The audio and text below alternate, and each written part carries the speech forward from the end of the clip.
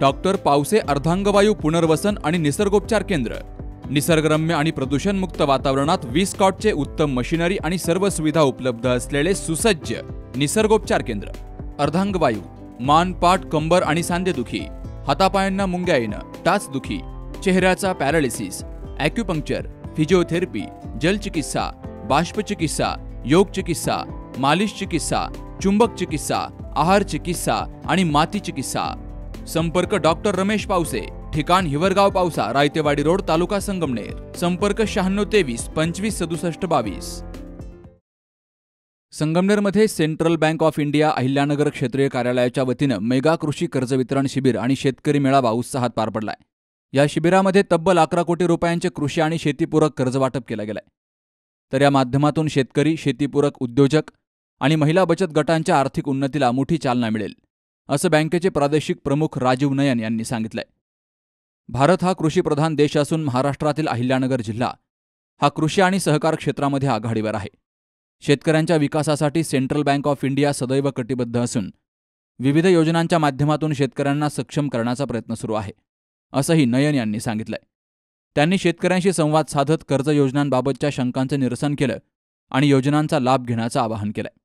या शिबिरामध्ये 57 शेतकरी, उद्योजक आणि बचत गटांना कुक्कुटपालन, PMFME, AIF, स्वयंसहायता गट कर्ज, NHB, डेअरी, किसान वाहन, कृषी infrastructure funds and cold storage योजना, प्रधानमंत्री कुसुम योजना, राष्ट्रीय ग्रामीण आजीविका योजना, पीक कर्ज, कृषी अवजारे आदी विविध योजनांतील कर्ज वितरित केलं गेलंय। या कार्यक्रमाला तालुका कृषी अधिकारी रेजा बोडके, तंत्राधिकारी किरण विरकर, अग्रणी बँकेचे मुख्य व्यवस्थापक आशिष नवले, उमेदचे कुंदन कोरडे, RCT संचालक RG देशमुख, किरण कोरडे, बाब कंपनीचे संचालक भाऊसाहेब घुगे तसेच परिसरातील शेतकरी आणि महिला बचत गट मोठ्या संख्येनं हजर होते। निसर्गाच्या अनिश्चित वातावरणामुळे शेतकरी अडचणीत सापडलाय। अशावेळी शासन आणि बँकिंग यंत्रणेनं शेतकऱ्यांच्या पाठीशी खंबीरपणे उभं राहणं ही काळाची गरज आहे। या शिबिरामुळे शेतकऱ्यांना नवी उमेद मिळून त्यांच्या प्रगतीला बळ मिळेल, असं रेजा बोडके यांनी सांगितलंय। तर आशिष नवले यांनी विविध कर्ज योजनांची माहिती दिली आहे। हमारा एक लक्ष्य था हमारे MD श्री कल्याण कुमार जी के द्वारा कि हम कृषि आउटरीच प्रोग्राम के द्वारा शेतकारी तक पहुँचे, सभी को हमारी जो योजनाएँ हैं उनके बारे में जानकारी दें और सभी हमारे सेंट्रल बैंक के जो भी क्रेडिट प्रोग्राम हैं उनमें हिस्सा लेकर के अपना लाभ उठाएं। आप सभी को जैसा मालूम है कि हमारी जो डिस्ट्रिक्ट है अहिल्यानगर तो मुख्यतः कृषि आधारित जिला ही है और कृषि आधारित जिला होने के कारण यहाँ पे विभिन्न तरह की जो कृषि योजनाएँ हैं और जो कृषि क्रेडिट स्कीम्स हैं उसमें आप सभी लाभ उठाएं। जैसा कि आप जानते हैं कि क्रेडिट जो किसान जो क्रेडिट है इसके जरिए किसानों का भी भला होता है और उनकी जो आय में अधिक वृद्धि होती है।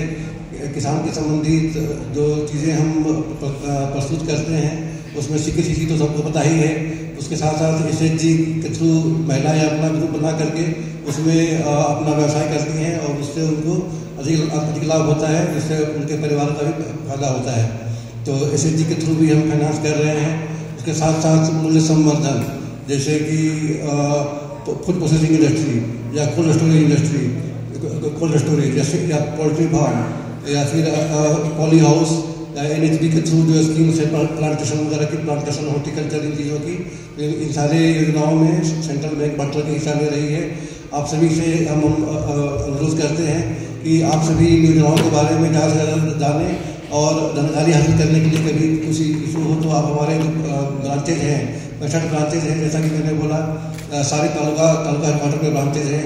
आसपास में संगमनेर, डुलासने, साकुर, गुंजालवाड़ी, देवगांव, आसवी, अकोले, कोटुल या सभी जगह पे हमारे ब्रांचेज हैं और इन सभी ब्रांचेज में से कहीं भी जाकर के आप अपनी जो भी जिज्ञासा है उसकी पूर्ति कर सकते हैं।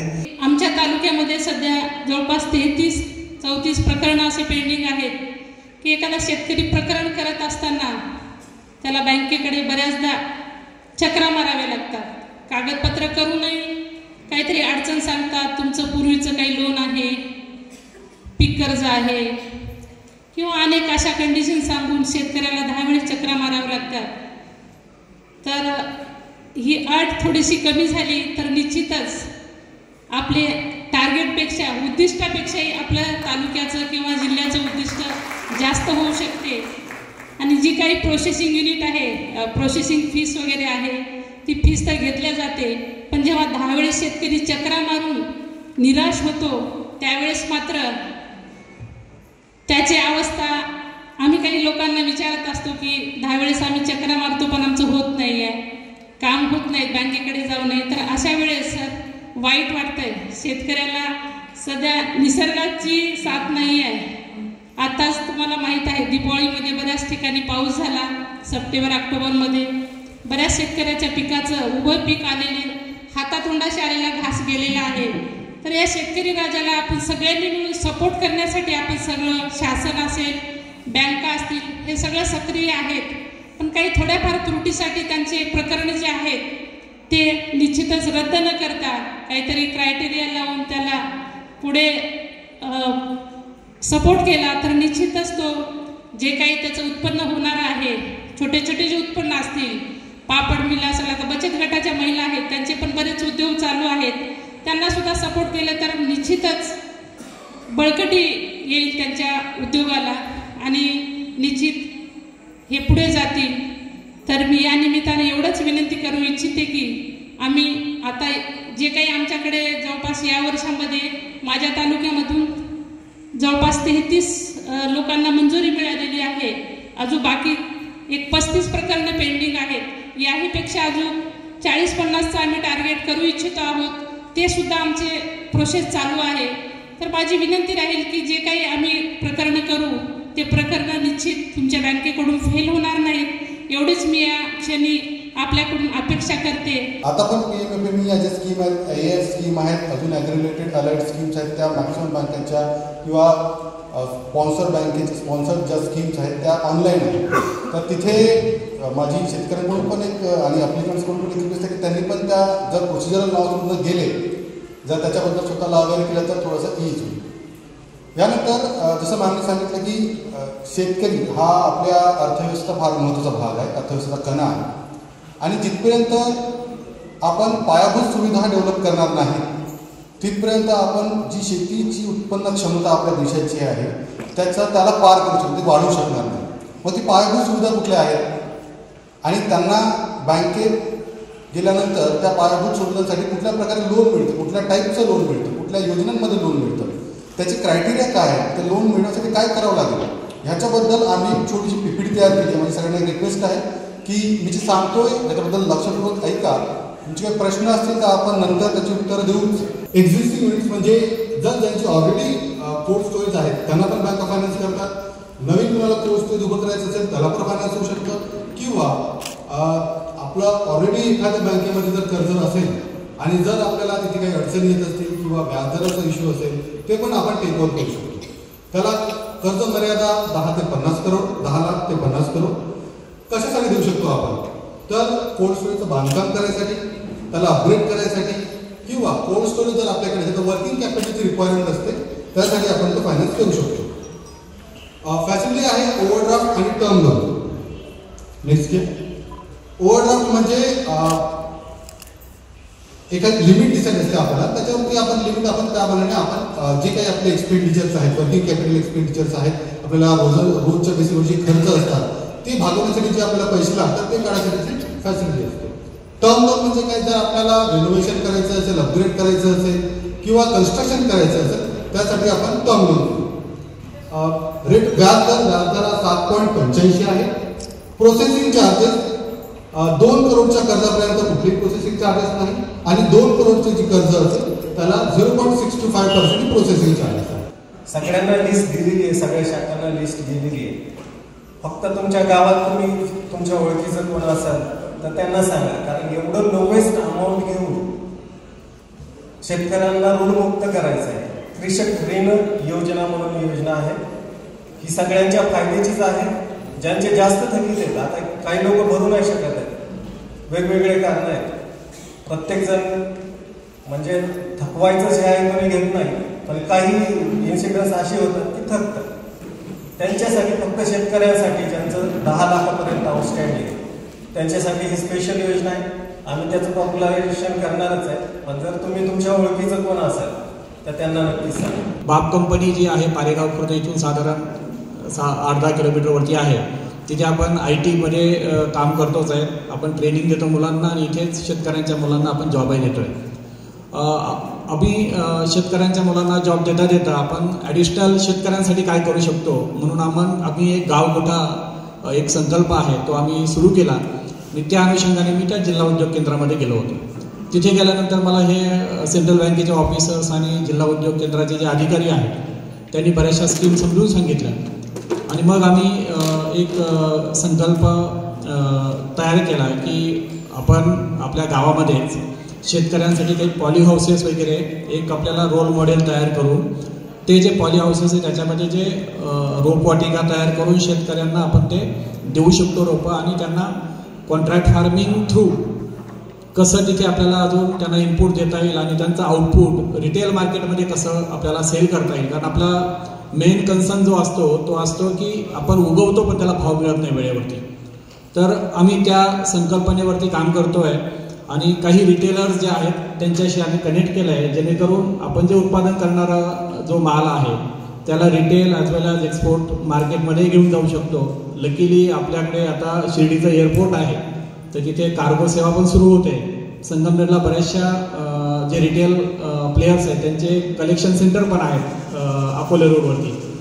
तर आपण जर आधुनिक पद्धतीने तंत्रज्ञान वापरून जर शेती केली तर त्याचा फायदा निश्चितच शेतकऱ्यांना होतोय. आमचा पुढचा उद्देश आहे की आम्ही छोटे ॲग्री प्रोसेसिंग युनिट त्या गावगोठा प्रोजेक्टच्या अंडर आम्ही करणार आहोत आणि शेतकरी आणि बाकीच्या ज्या संस्था आहेत जसं काय मार्केट प्लेस आहे त्याच्यामध्ये दुवा बनवायचं काम आम्ही करणार आहोत. तर माझी विनंती राहील राजीव सरांना आणि आशिष नवले सरांना की शेतकऱ्यांच्या दृष्टीने कारण सगळ्यांना ज्या गोष्टी म्हणजे सगळ्या गोष्टीमध्ये शेतकरी त्यांचे सिबिल स्कोर झाले एखादा दुसरा त्यांचा प्रॉब्लेम असतो तर त्या सगळ्या परिपूर्ण म्हणजे सगळे रेकॉर्ड एकदम क्लिअर नसतात. तर त्यामुळे लोन मिळायला अडचण होते. थोडीशी त्यांना मदत जर झाली तर आता प्रशांतच एक्झाम्पल आहे की त्यांनी फार चांगलं तिथे शेड नेट वगैरे तयार केलेलं आहे. तर त्यातनं आपण ही जी मुलं आहेत आपली ते ॲग्रिकल्चरमध्ये करिअर करून तर ते पुढे जाऊ शकतात, चांगलं उत्पन्न घेऊ शकतात. नोकरीपेक्षा पण ॲग्रिकल्चरमध्ये जास्त डिमांड आहे असं माझं मत आहे. येणारा जो काळ आहे तो सगळ्या इंडस्ट्री आता तिथे आपलं सगळं हे झालेलं आहे सगळीकडे फुल झाले आहेत जॉब वगैरे सगळे जे आहेत. तर पुढचा काळ आहे तो शेती आहे अनटॅप मार्केट आहे. तर त्याच्याचमध्ये आपण जर सक्सेस स्टोरी जर बनवल्या तर आपण पुढे जाऊ शकतो असं माझं मत आहे. प्रधानमंत्री PMFME जी योजना आहे त्यांची माहिती स्लाईडमध्ये दिलेलीच आहे. त्यामध्ये वैयक्तिक शेतकरी गट यांना 10 लाख जास्तीत जास्त 10 लाख किंवा 35% सबसिडी दिली जाते. आपला जिल्हा हा दूध आणि दुग्धजन्य पदार्थासाठी निवडला गेलेला आहे. तर या संबंधित कोणत्याही व्यवसायासाठी या PMFME योजनेमधून तुम्हाला नक्कीच अनुदान मिळेल. आणि आपला कृषी विभागाने सर्व शेतकरी बंधूंसाठी महाविस्तार जे आर्टिफिशियल इंटेलिजन्सवर आधारित जे ॲप डेव्हलप केलेलं आहे त्या ॲपची मी थोडक्यात माहिती तुम्हाला देऊ इच्छितो. शेतकऱ्यांच्या दैनंदिन जीवनामध्ये जे प्रश्न निर्माण होतात मग ते पिकासंदर्भात असो किंवा पाळीव प्राण्यासंदर्भात असो त्या सर्वांची प्रश्नांची माहिती सर्व शंकांचं निरसन या AIच्या माध्यमातून नक्कीच केलं जाणार आहे. तर महाविस्तार सर्व अँड्रॉइड मोबाईलवर अँड्रॉइड स्टेजवर आपल्याला उपलब्ध आहे. सेंट्रल बँक आणि सोबत SBI असेल किंवा महाराष्ट्र बँक असेल यांच्या सहकार्यामुळे आज तिथे सगळं SHGचं लोन दिल्या गेल्यामुळे त्या सगळ्या कंपन्या तिथे बंद पडलेल्या आहेत. अकोले तालुक्यामध्ये अकोल्यापासून आपण सुरुवात करूया. शशी सर तिकडे आहेत, त्यांना सोबत आता साबळे मॅडम आहेत. मी बँकेच्या इतिहासामध्ये पहिल्यांदाच कुठल्या तरी अधिकाऱ्यांसाठी महिलांना लढताना मी पाहिलं ते गणोऱ्यामध्ये साबळे मॅडम ह्या SHG लोन देण्यासाठी काम पाहत असताना तिथं महिला जेव्हा त्या तिथनं दुसऱ्या बँकेसाठी गेल्या त्यावेळेस अगदी तिथे महिला रडत होत्या आणि मॅडमच इकडं पाहिजे असं वातावरण तिथे तयार झालं होतं. इतकं चांगलं वातावरण अकोल्यामध्ये, अकोले ब्रँच असेल, कोथरूड ब्रँच असेल, शमशेरपूर ब्रँच असेल, शेंडी ब्रँच असेल, रुंबोडी असेल, कळस असेल, गणोरे असेल, सगळ्याच बँकांमध्ये अधिकाऱ्यांचं आणि त्यांना सोबत लोन देण्यासाठी सहाय्य करणाऱ्या अधिकाऱ्यांचं खूप चांगलं सहकार्य आपल्या सेंट्रल बँकेकडनं होत आहे. आनंद याचा आहे की अकोले तालुक्यामध्ये साधारणतः 10 ते 12 कोटी रुपये बँकेच्या, सेंट्रल बँकेच्या माध्यमातून महिला बचत गटांना वाटण्यात आले. सरांनी सांगितलं की एक महत्त्वाकांक्षी प्रकल्प आहे. नगर जिल्ह्यामध्ये राज्यातलं सर्वात जास्त SHG लोन नगर जिल्ह्यामध्ये दिलं गेलंय आणि यातून तिथं अनेक व्यवसाय उभे राहिलेत. जसं की काही ताईंनी गायी वाढवल्यात, काही ताईंनी दूध संकलन सुरू केलंय, काही ताईंनी तिथे खाद्य विक्री सुरू केलंय, काही ताईंनी लोणचं, कुरडई बनवणं, हिरडा पावडर बनवणं. सरांनी सांगितलं की बैलगाडीचं जे उदाहरण दिलं त्या ताई 2022 मध्ये काहीच कमवत नव्हत्या. आज त्यांनी 47 लाख रुपयाचा बंगला भंडारदऱ्याच्या पुढे बांधलाय, अकोल्यामध्ये जागा घेतली. ती बैलगाडी माननीय आपले पंतप्रधान मोदी साहेबांना गिफ्ट झाली आहे. आपले राज्याचे मुख्यमंत्री असतील, दोन्ही उपमुख्यमंत्री असतील, ग्रामविकास मंत्री असतील, राज्याचे केंद्राचे ग्रामविकास मंत्री असतील, त्यांना ती बैलगाडी गिफ्ट झाली आहे आणि शासनाचे कुठलेही कार्यक्रम असू ती बैलगाडी गिफ्ट होत असते. इतकं चांगलं काम SHGला जेव्हा आपण पुढे आणतो, महिलांना जेव्हा पुढे आणतो तेव्हा हे उभं राहतं. यामध्ये कुठलीही प्रोसेसिंग फी नाही आहे, कुठलंही तारण द्यावं लागत नाही. ही कर्जवाटप मोहीम शेतकऱ्यांसाठी दिलासा देणारी ठरली असून आगामी काळामध्ये कृषी विकासाला नवी दिशा मिळेल असा विश्वास उपस्थित मान्यवरांनी व्यक्त केलाय. यावेळी सर्वांचे आभार हरिपाल अडसूळ यांनी मानले. Subhash Bhalerao, C news Marathi, Sangamner. लग्न सोहळा म्हटलं की कन्यादान, कन्यादान म्हटलं की फर्निचर आणि फर्निचर म्हटलं की साई कमल फर्निचर. आपल्या बजेटमध्ये लग्नाचे पॅकेज उपलब्ध, तसंच कपाट, showcase, bed, dressing, dining, teapoy, sofa set या वस्तूंनी परिपूर्ण सप्तपदी पॅकेज उपलब्ध. याचबरोबर टेबल, खुर्ची, आराम खुर्ची, वॉर्डरोब, डबल बेड तसंच सोफ्याच्या वेगवेगळ्या व्हरायटीज. अर्थात घरासाठी आवश्यक ते सर्व फर्निचर म्हणजेच संगमनेरमधील साई कमल फर्निचर. साई कमल फर्निचर इथं ऑर्डर प्रमाणे सुद्धा फर्निचर तयार करून मिळेल. आजच भेट द्या साई कमल फर्निचरला. प्रोप्रायटर गणेश साहेबराव सातपुते, वसंत लॉन्च समोर, संगमनेर. मोबाईल 98 814 73 753.